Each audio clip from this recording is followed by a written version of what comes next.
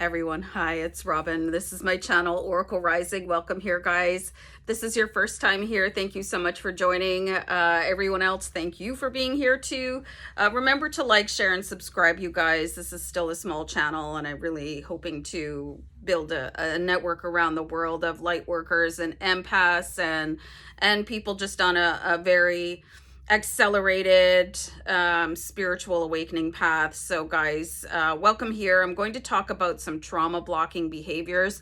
I actually have 7 things here. I noticed this before when I talk about certain things, I seem to end up with 7 points, 7 things to talk about. So that is a life path number. It's also a spiritual number. So I don't think it's a coincidence or an accident that I end up with these. It's not intentional. It's something that keeps on happening. So anyway, guys, welcome here. And thank you once again for blah, blah, blah. Let's continue on. So I did a video, I think it was at least a year ago, on how trauma is the gateway drug. This is something that not a lot of people understand. Some people think that alcohol or marijuana is the gateway to deeper drug addictions or other types of addiction. It's not. It's trauma. There's also other things that people do without forming an addiction to a narcotic or a substance. And these are things that people use, and I'm going to say myself included, to block healing from circumstances, events that have happened. It distracts your brain. It distracts your body from going through the processes that it needs to go through in order to heal and become whole again. We all start off whole, and then we have these things that happen to us. I've said quite openly in the past that my upbringing and my life have been extremely challenging. I've had my bouts with addiction. I have gone through probably more than one of these trauma blocking behaviors. And it's because we're not ready to deal with things, or we just possibly cannot find the way to do it. So I want to talk about these blocking behaviors, and maybe you're going to recognize something in yourself and think, oh, okay, well, maybe there's a deeper reason why I am doing this, or it might help you reflect on somebody else and understand why they are doing things to themselves, because they're still very deeply wounded and they have not been able to find their path towards healing. So let's dig into this list. The first one that I have is too much time on social media, where people, they just can't put their phones down. I see people inexplicably riding their bikes and texting, or skateboarding and being on the phone, or just, you go into any social situation, at least before the pandemic, and I used to take public transit, yuck, everyone was on their phone. Everybody. And it's also blocking societal interaction. So that's, social media is a multi-level distraction for humanity. Okay. So there's something about that too that triggers some sort of response in your brain, like always going and looking for the likes or the comments, because that's like a dopamine charge, right? And it's like, ooh, it gives that little bit of a sense of pleasure. And it's also like it just pulls your brain into it so that you don't have to concentrate on anything else. So if you're one of those people that spends a ton of time on social media, you might want to think about why you're doing that, because we did have lives before any sort of social media platform or cell phones came along. So what were you doing with your life before that? And maybe it was one of these other trauma blocking behaviors. And I find myself on social media quite a bit, just mostly because I want to connect with people. I do run 2 YouTube channels. I have an Instagram page, Twitter, and Facebook page for Aries Fire Tarot. I don't spend a whole lot of time on my own personal page, but I want to be connected. But I also purposely shut the sound off on my phone and I put it face down so I don't see any sort of a notification. I have my phone shut off for 6 or 7 hours a day so I don't hear anything. Okay, so you really have to watch how much time you're embroiled in social media and start understanding why. Okay, and if you see somebody else, a loved one, or, maybe ask why they're doing that, or ask them to look at the reason that they're doing that. That one's very compelling. And it's just such a, like, people call it a normal thing to do, but it's not. It's a massive distraction. And it's causing reactions in the brain's pleasure center. So that can be a really huge addiction, drawing people away from their own issues. Okay. This next one, binge drinking. That's obvious, right? Like, drinking to excess, it's not normal, okay? Some people go through phases of it, and university age is kind of, it's accepted as sort of a rite of passage for a lot of people. But if you ever watched that show Intervention, man, some people, I don't even know how they survived that. And they had interventions done for them for a reason, because it's not healthy. Binge drinking, man, you just get blackout drunk. I had a real problem with drinking for a really long time because I had a lot of pain and I had all this behavior going on, and I didn't know what it was all about until I went through my dark night of the soul. And I lived that life for a long time. It's not pretty. When you wake up in the morning and you're, oh, what did I do last night? So binge drinking, highly destructive, just distracts you from everything. Hard on your body, hard on your lifestyle. Some people can't hold a job down, keep friendships, they drink all their money. So binge drinking, it's not cool, okay? Especially like constant binge drinking. I can't even, I don't even know how I did it to myself. I don't know how honestly, I don't know how I lived through it. I'm just thankful that I did.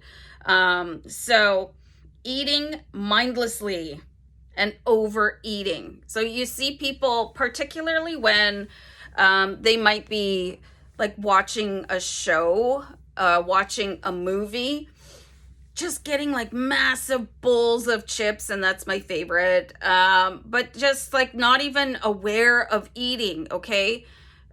And that's being distracted twice by something that is on the screen, and then stuffing your face, and then all of a sudden just be like, oh, I'm so full, I feel like I'm gonna explode. That's not normal, okay? It might feel good, but it's a distraction effort to keep you away from dealing with the thing that led you to that behavior in the first place. So everything in moderation, you guys. I'm not saying like don't do this stuff. That's not the point of this, but this is just such an addictive behavior.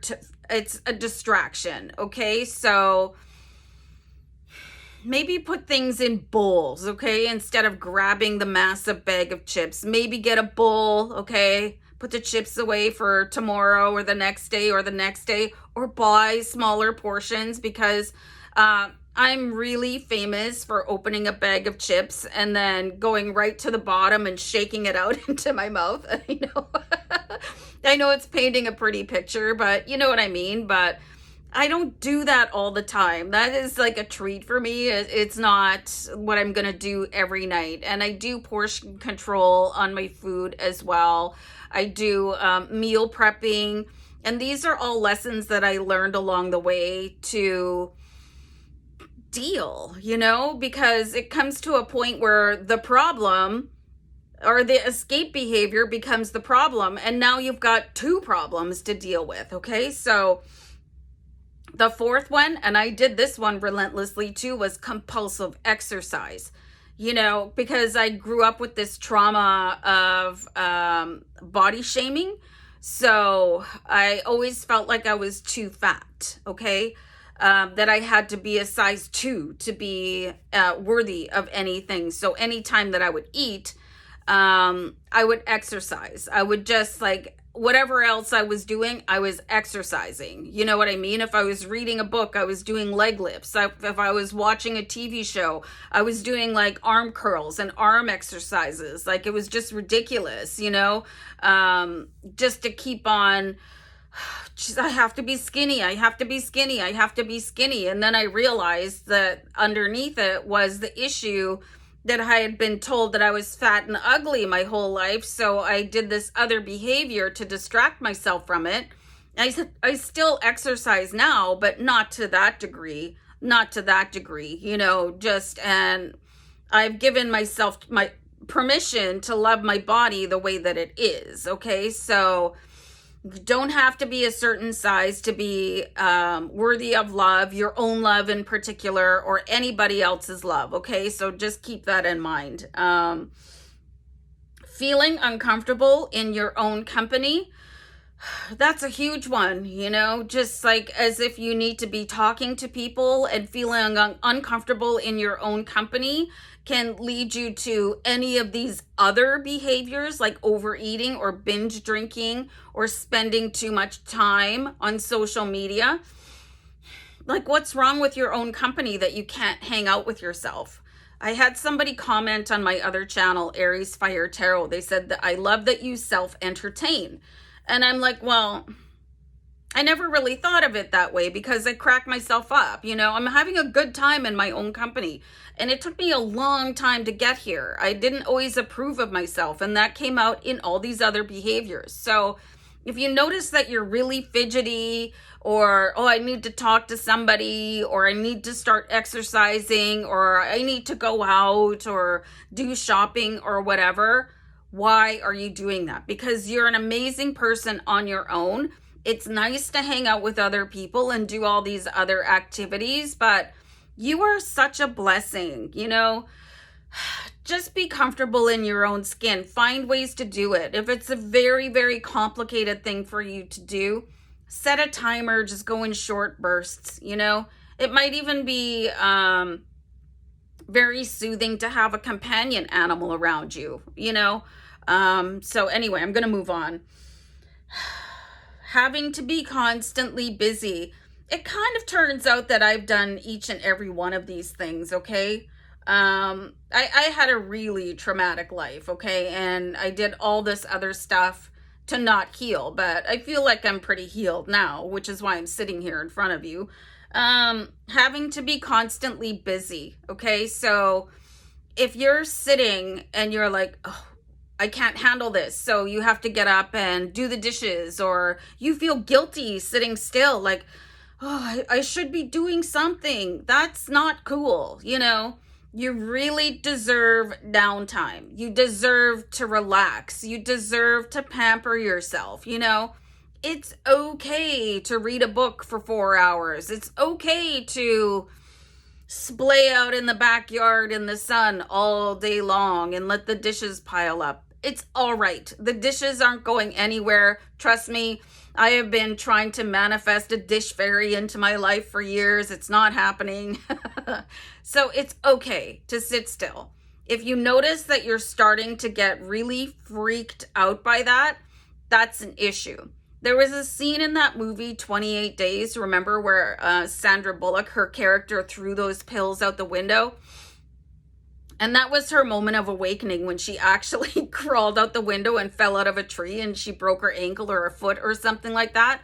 And then she went to see her counselor and she says, well, that's when she noticed, like, I really have a problem, because who can't sit still, you know? So something to think about. That's a really eye-opening scene in that movie, 28 Days. Plus, I just adore Sandra Bullock. So the seventh thing that I have here is somebody that is a workaholic, and they're always available to their job, to their manager, to their coworkers. That's a problem. It's something that people they take that for granted in our society, you know?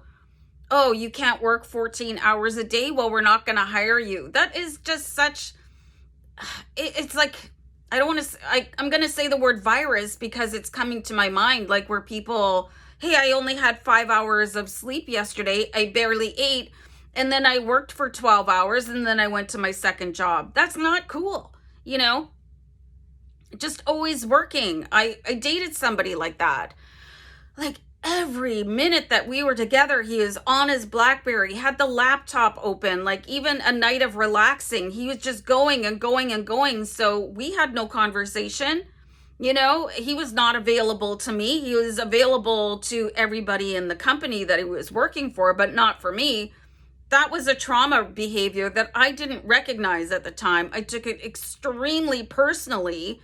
Like if you're getting your rewards for a company or a business that is not your own, that will replace you in a heartbeat, you know, you got to look at that. Like, why am I working so hard for somebody else to be so successful? It's not normal to work yourself into a state of oblivion. I have like zero respect for companies that expect their employees to throw their entire life, their social life, their family life, anything healthy for them out the window so that they can make a profit. And I used to work for a company like that. And it was like everybody, all the what they called the professional staff, they worked like crazy hours, 7 days a week. And then like I was like an admin support person. So first of all, like I was looked down on because I didn't have a designation. And then the second thing was like, oh, you're only working 8 hours today? And I'm like, 8 hours is enough. I have a life. I'm going home. Yeah, I'll see you in the morning where you're still wearing the same suit from yesterday and have had absolutely zero contact with your family. Like, what's wrong with this picture? And you think that I'm the one that's the deviant? I don't think so. Because you need to prioritize and balance. Okay, so any of these behaviors could indicate that you are blocking a trauma. You've got a little bit more healing to do. And I'm going to wrap it up because I'm getting very amped up about this situation. Sending you guys love and light. Many blessings. Okay, take care.